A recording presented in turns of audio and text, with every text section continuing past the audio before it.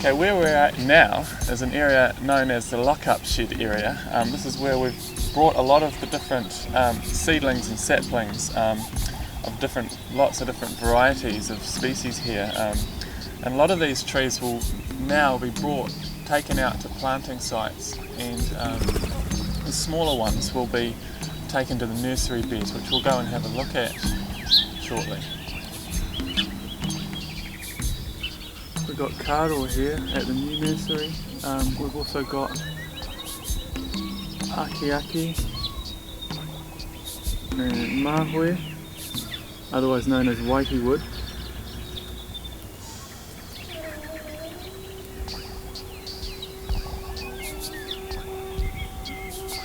Over the back you can't quite see, but there's puriri, kowhai and purikawa, as well as the kanuka.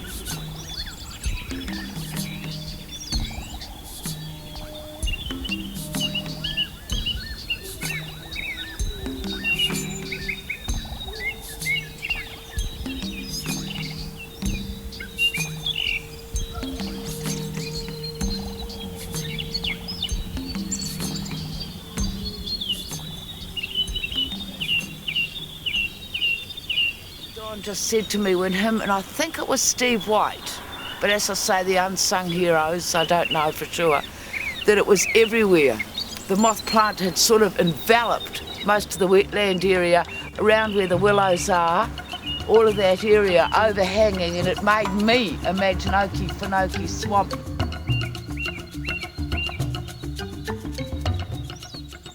These pods do ripen, they do burst, and what's inside them's wind blowing. So we like generally to, as far as we can, to get the plant down before removing the pods. You can see where the root is here.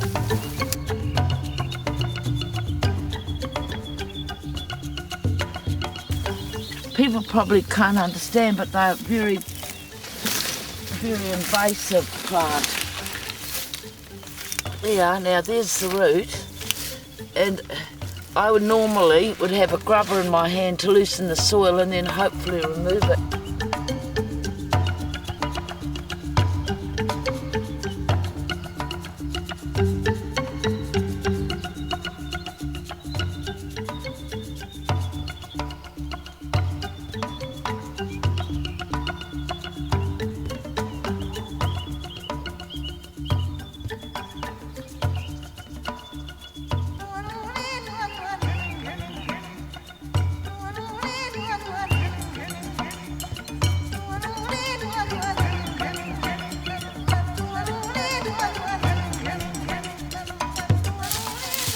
Just feels good because of the huge respect I had for Don. Sort of like Mahatma Gandhi, he was a leader, in a quiet way, don't you reckon, Lincon? Yeah. And set an example that we could all follow. That you just wish to follow. And I've never heard him say a mean thing about anyone. I hero worshipped him, and I'm happy to continue the work.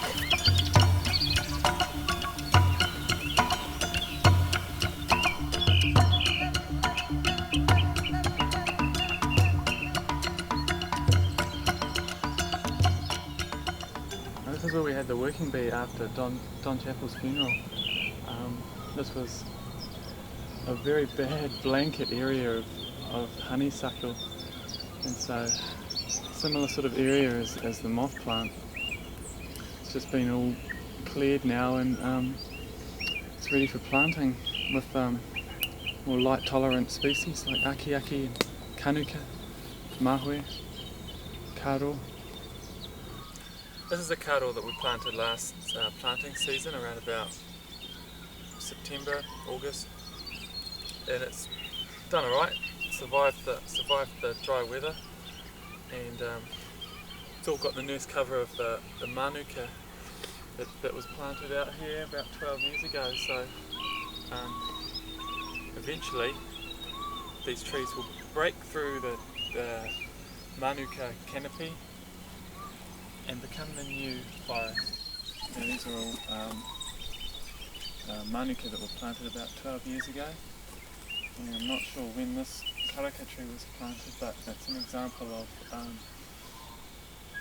how the manuka has acted as a nurse cover for when the plant was young, giving it the shade it needed from the sun and wind.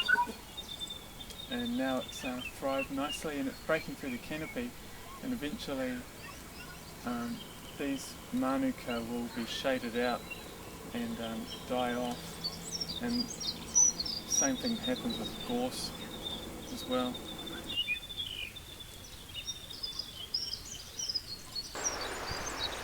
Okay, now this hillside was very badly grown with weeds. A lot of what we're dealing with here is boneseed, rhamnus, woolly nightshade, honeysuckle, moth plant vine.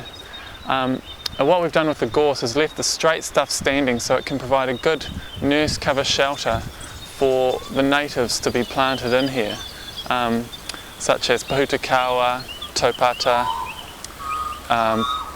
hōpara, manuka, tea tree, and karamu, things like that. And eventually they'll grow up above the gorse and shade them out and provide the new canopy.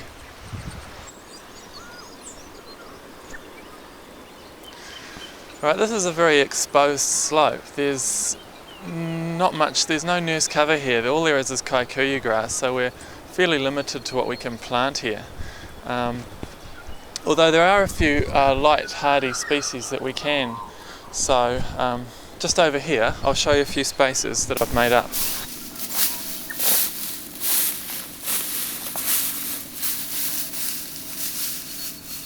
Now this is a patch where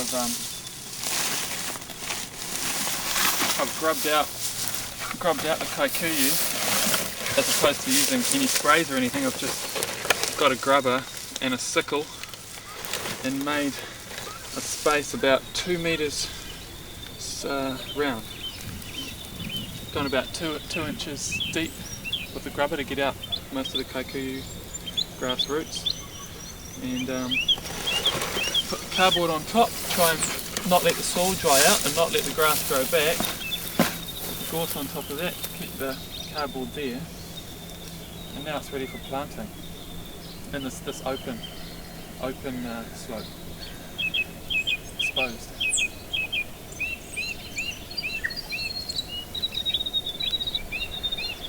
This is a ngaio tree, and eventually in about 3 years it should look like that lot up there on the hillside, planted 3 years ago using the same method.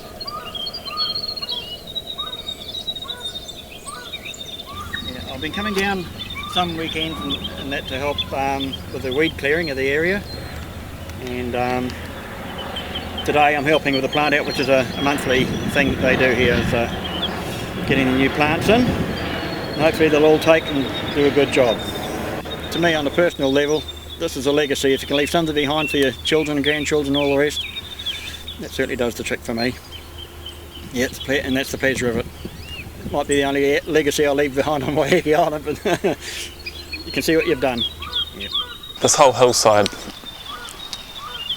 was gorse, and it's all been thinned out, and there's going to be a lot of planting projects happening along here quite soon, I think. We just had one today. We had a working bee, and that was great. It was about 8 people or 10 people, something like that, came through and did a lot of planting for forest and bird.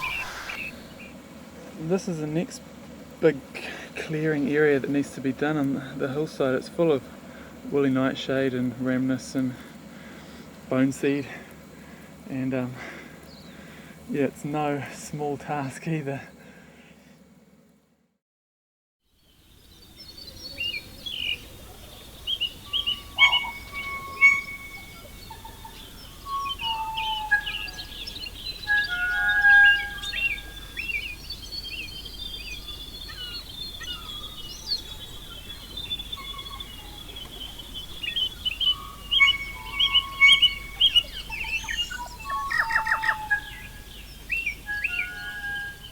Well, in a world where we don't seem to value these things enough, I think the more of us who do value them and try and make a difference, the better.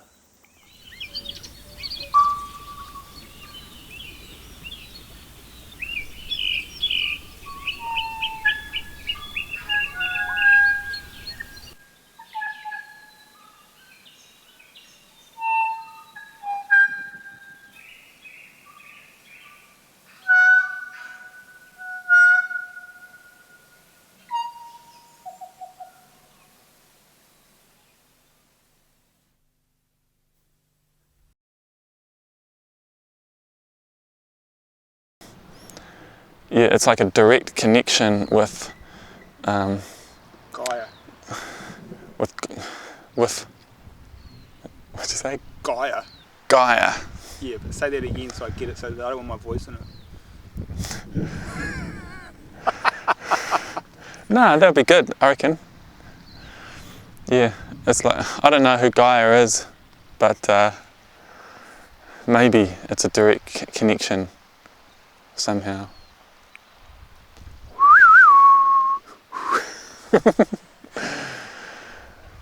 Oh god, it's dragging to an end, isn't it really? You haven't got much more to say, have you? Not really.